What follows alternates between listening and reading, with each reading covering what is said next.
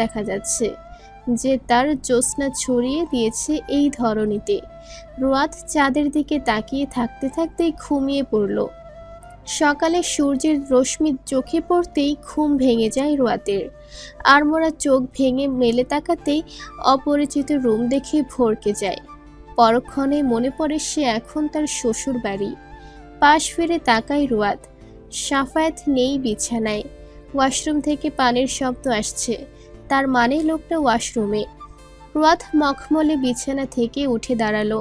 তারপর ভ্যানিটির সামনে দাঁড়িয়ে নিজেকে দেখে নিল সব ঠিকঠাক আছে কিনা। এর মধ্যে ওয়াশরুমের দরজা খোলার শব্দ শুনে রোয়াত ঘাড় বাঁকিয়ে তাকায়। সদ্য গোসল করা সাফায়াত, ভেজা চুল থেকে টপ টপ করে পানি পড়ছে, গলায় টাওয়াল ঝুলানো, উদাম দেহ, পরনে শুধু ট্রাউজার। রোয়াত বেহায়ের মতো দৃষ্টি নিয়ে তাকিয়ে রইল। সাফায়াত গলা থেকে টাওয়ালটা সোফায় রেখে রোয়াতের পাশে দাঁড়িয়ে ভ্যানিটিতে নিজের প্রতিবিম্ব দেখে বলে, এভাবে তাকিয়ে থাকার কি মানে? রোয়াত হকচকিয়ে গেল। এক ঢোক গিলে ওয়াশরুমে চলে গেল। সানজিদা এসেছে ভাই আর ভাবির জন্য খাবার নিয়ে। দরজা ভেতর থেকে আটকানো দেখে সানজিদা দরজায় কড়া নাড়ে। ভাইয়া উঠেছো? সাফায়াত আলমারি থেকে শার্ট বের করে পড়তে পড়তে বলে, হ্যাঁ উঠেছি। খাবার নিয়ে এসেছি। সাফায়াত দরজা খুলে দিল। সানজিদা খাবারের ট্রেটা নিয়ে ভেতরে ঢুকে টি টেবিলের উপর রেখে দেয়। খাবারটা খেয়ে ভাবিকে নিয়ে নিচে আসতে বলেছে মা। আচ্ছা যা আসতেছি। সানজিদা চলে গেল। সাফায়াত খাবার প্লেটের দিকে তাকিয়ে দেখে ব্রেড আর ডিম পোস্ট সাথে জুস। সাফায়াত একটা ব্রেডে এক টুকরো ডিম উঠিয়ে মুখে পুরে নিল। 2 গ্লাসের মধ্যে থেকে 1 গ্লাস জুস নিয়ে ঠক ঠক করে খেয়ে নিল। সাফায়াতের খাওয়া শেষ হতেই রোয়াত ওয়াশরুম থেকে বেরিয়ে আসে। সাফায়াত রোয়াতকে দেখে বলে, খাবারটা খেয়ে নিন চট জলদি, মা নিচে ডেকেছে। রোয়াত ভেজা টাওয়ালটা বেলকনিতে মেলে দিয়ে খাবারটা খেয়ে নিল। সাফায়াত রোয়াতের খাওয়া অবধি বিছানায় বসেছিল। খাওয়া শেষ হতে রোয়াতের উদ্দেশ্যে বলে, নিচে চলুন। রোয়াত খাবার প্লেটটা হাতে নিয়ে আসতে নিলে সাফায়াত থেমে যায়। রোয়াত ভ্রুকুটি করে। মাথায় ওড়না কই? রোয়াত জিভে কামড় দিয়ে ট্রেটা নিচে নামিয়ে মাথায় ঠিকমতো ওড়না দেয়। তারপর ট্রে নিয়ে সাফায়াতের পেছন পেছন যায়। বসার রুমে শারমিন বেগম সহ পাশের বাড়ির 2 জন মহিলা বসে আছে। রোয়াতকে দেখতে আসতে শারমিন বেগম এগিয়ে এসে রোয়াতের থেকে ট্রেটা নিয়ে টেবিলের উপর রেখে রোয়াতকে ধরে তাদের সামনে বসায়। সাফায়াত সোফার এক প্রান্তে বসে ফোন স্ক্রল করে। মহিলা 2 জন রোয়াতকে পর্যবেক্ষণ করে। সাফায়াত ফর্সা সুন্দর, রোয়াত শ্যামকন্যা। শারমিন বেগমের উচিত ছিল ছেলের মতোই ধবধবে ফর্সা বউ আনার। সুফিয়া বেগম রোয়াতকে দেখে বলে উঠল, ভাবি আমাদের সাফায়াতের স্কিন এত ধবধবে সাদা আর তার বউ আনলা শ্যামলা। এর থেকে তোমার ননদের মাইয়া জবা তো অনেক সুন্দর আছিল, তার সাথে তো মানাইতো সাফায়াতরে। কথাটা খুব একটা পছন্দ হলো না বসের রুমে বসে থাকার কারোরই। সাফায়াত আর চোখে তাকালো মায়ের দিকে। শারমিন বেগম ছেলের চাহনি দেখল। এই পাশের বাড়ির কুচুটে মহিলাগুলো না শুধু খুদ ধরতেই আসে এরোর।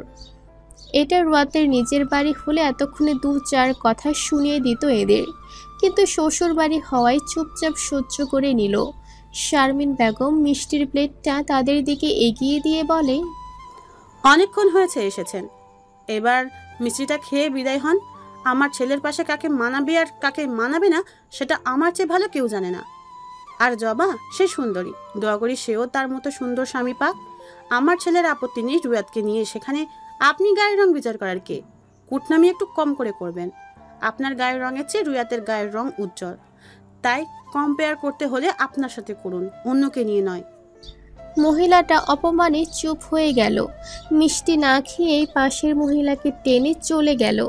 শারমিন বেগম রোয়াতের গালে আলতো হাত রেখে বলে, এসব মহিলার কথাই কান দিবে না, এরা আসেই নিজ জায়গায় বেশি পানি ঢেলে জলটাকে নষ্ট করতে। রোয়াত মুচকি হেসে বলে, না মা, ওদের একটা কথাও কানে নেইনি। গুড। এই সানজিদা, রুয়াতকে তো রুমে নিয়ে যা। একটু পর পার্লারের লোক আসবে। সানজিদা নিজের রুম থেকে বেরিয়ে এসে রুয়াদকে নিয়ে যায়। দুপুরের দিকে শিকদার বাড়ি থেকে কবির শিকদার আর রুয়াতের ফুফা হালিম আসে। রুয়াদকে লেমন কালারের শাড়ি পরানো হয়েছে আর সাফায়েত সাদা শার্ট, তার উপর black sweet. Sadman off white কালারের পাঞ্জাবি পরেছে। সাদমানের চোখ জোড়া রজনীকে খুঁজছে, কিন্তু রজনী আসেনি। কবির শিকদার সন্ধ্যায় ফেরার পথে রুয়াদ, সাফায়াত ও সাদমানকে শিকদার বাড়ি নিয়ে আসে। মেয়ে ও মেয়ের জামাই আশায় হুলস্থুল আয়োজন করছেন সামিরা শিকদার। হরেক রকমের পিঠা, নানান স্বাদের খাবার। খাবার টেবিলে বসিয়ে সাদমান ও সাফায়াতকে খাবার খাওয়াচ্ছে। সাদমান খাবার খাওয়ার চাইতে এদিক ওদিক বারবার তাকাচ্ছে, যেন রজনীকে একটু দেখতে পারে, কিন্তু না, রজনীর ছায়া কেউ দেখতে পেল না। খাবার দাবার শেষে সাফায়েতকে রুয়াতের রুমে পাঠানো হয় আর সাদমানকে গেস্ট রুমে। গেস্ট রুমটা রজনীর 3 রুম পড়ে। সাদমান নিজের জন্য বরাদ্দ করা রুমের দিকে যেতে নিলে দেখে রজনী তার রুম থেকে বের হচ্ছে, সাথে রুয়াতও। সাদমান দাঁড়িয়ে যায়। চোখ জোড়া রজনীকে দেখা মাত্রই শীতল হয়ে গেল। হৃৎপিণ্ড জুড়ে বয়ে গেল হিমেল হাওয়া। রুয়াত সাদমানকে দেখে মুচকি হেসে বলে, ভাইয়া আপনি এখানে? সাদমান মাথা চুলকে বলে, আন্টি দিকে দেখিয়ে দিল থাকার জন্য রুম। ও আচ্ছা, আসুন রুমটা দেখিয়ে দিই। রুয়াত হাঁটা ধরল। সাদমান রজনীর দিকে তাকিয়ে বলল, কেমন আছেন মিস সিনিয়র?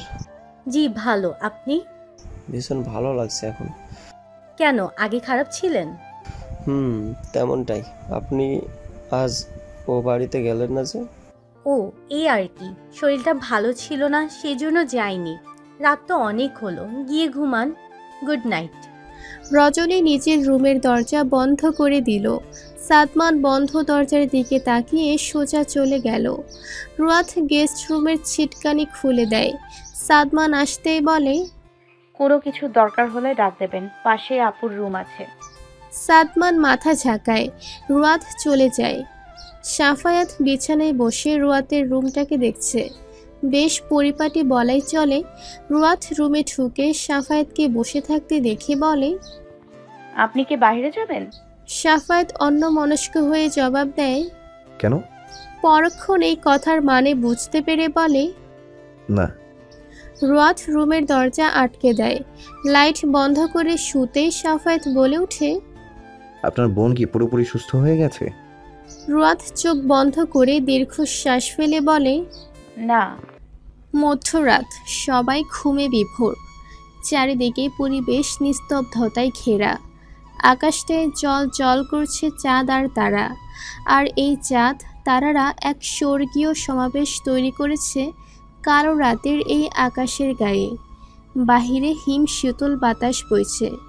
পরিবেশটার সাথে এই হিমশীতল বাতাসটা খাপ খেয়ে গেছে। রুয়াতের রুমের জানালাটা খোলা থাকায় বাতাসটা রুমে এসে পড়ছে রুয়াতের উপর। বিছানায় গুটিসুটি হয়ে শুয়ে থাকা রুয়াত থেকে থেকে কেঁপে উঠছে। সাফায়াত নিজেও বেশ ঠান্ডা অনুভব করলো। পায়ের নিচে থেকে চাদর টেনে নেওয়ার জন্য চোখ মেলতেই দেখে রুয়াত শরীরের ওড়নাটাকে চাদরের মতো করে শরীরের উপর নিয়ে গুটিসুটি হয়ে আছে। সাফায়াত চাদরটা টেনে রুয়াতের শরীর ঢেকে দিল। রুয়াত নড়েচড়ে চাদরটা আরও জড়িয়ে নিল। সাফায়াত নিজেও চাদরটা নিজের শরীরে নিয়েই শুতেই রুয়াত ঘুমের তালে সাফায়াতের উপর হাত তুলে দেয়। সাফায়াত ঘাড় ঘুরিয়ে তাকালো। চুলগুলো এলোমেলো হয়ে মুখের সামনে এসে পড়ে আছে। সাফায়াত বাঁ হাত দিয়ে চুলগুলো সরিয়ে দিল। ড্রিম লাইটের আলোতে রুয়াতের মুখটা এখন স্পষ্ট। কে বলল মেয়েটা শ্যামকন্যা? পাড়ার কুচুটে মহিলাগুলোর চোখে সমস্যা। তা না হলে এমন মেয়েকে কি করে শ্যামলা বলতে পারে? হ্যাঁ, রুয়াতের থেকে সাফায়াতের স্কিন টোনটা বেশি উজ্জ্বল। জবার গায়ের স্কিন টোনটা সাফায়াতের থেকেও বেশি ফর্সা। তাই বলে রুয়াত মোটেও শ্যামলা না। সাফায়াত আজ খুঁটিয়ে খুঁটিয়ে দেখল রুয়াতকে। মেয়েটা তার স্টুডেন্ট না হলে তাদের বৈবাহিক জীবনটা নিশ্চয়ই অন্যভাবে শুরু হতো।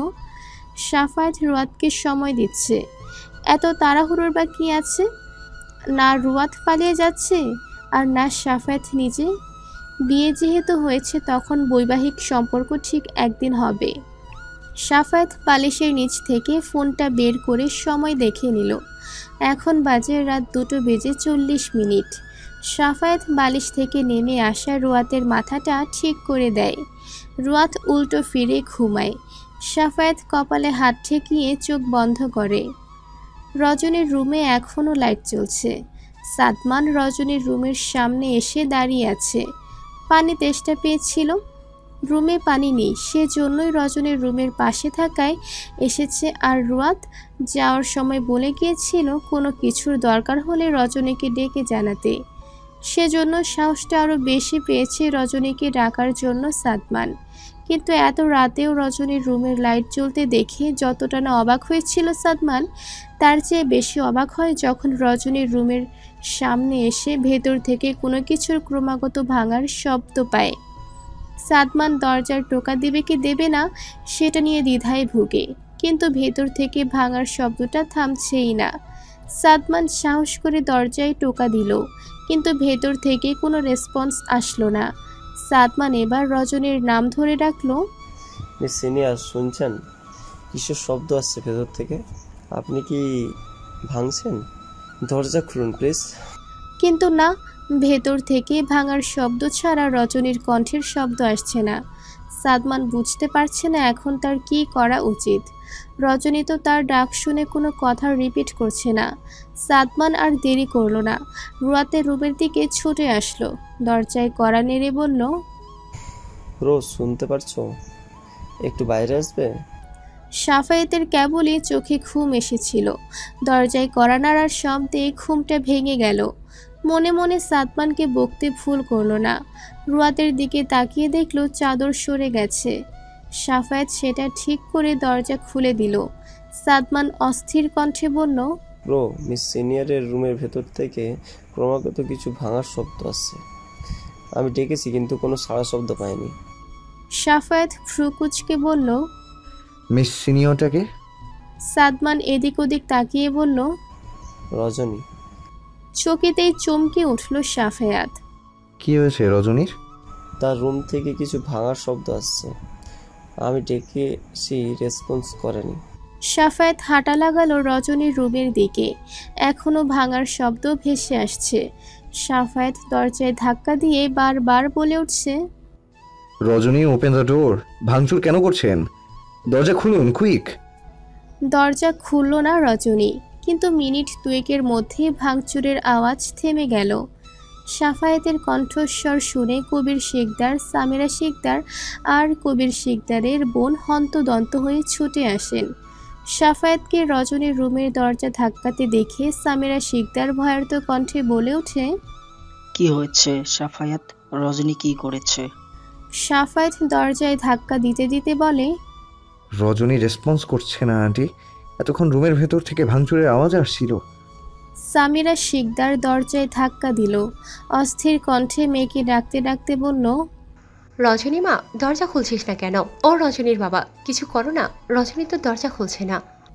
কবির শিকদারের মনেও অজানা ভয় ঢুকে গেল। আর দেরি না করে সাফায়েতকে বলল দরজাটা ভেঙে ফেলতে। সাফায়েত আর সাদমান দুজনে দরজা ভাঙার ব্যবস্থা করে। কবির শিকদার সামিরা শিকদারকে বলল তাড়াতাড়ি করে রুয়াতকে ডেকে আনতে। সামিরা শিকদার মেয়ের রুমের দিকে ছুটলেন। রুয়াতের বাহুতে হালকা ধাক্কা দিয়ে বলে, রুয়াত ওঠ, রজনী দরজা খুলছে না। রুয়াত হালকা চোখ মেলে তাকালো। ঘুমের রেশ এখনও কাটেনি। সামিরা শিকদার মেয়েকে শোয়া থেকে উঠে বসালো। রজনী দরজা খুলছে না রুয়াত। সামিরা শিকদারের বলা কথাটা কান অবধি ভালো মতো পৌঁছাতেই রুয়াতের ঘুমের রেশ কেটে যায়।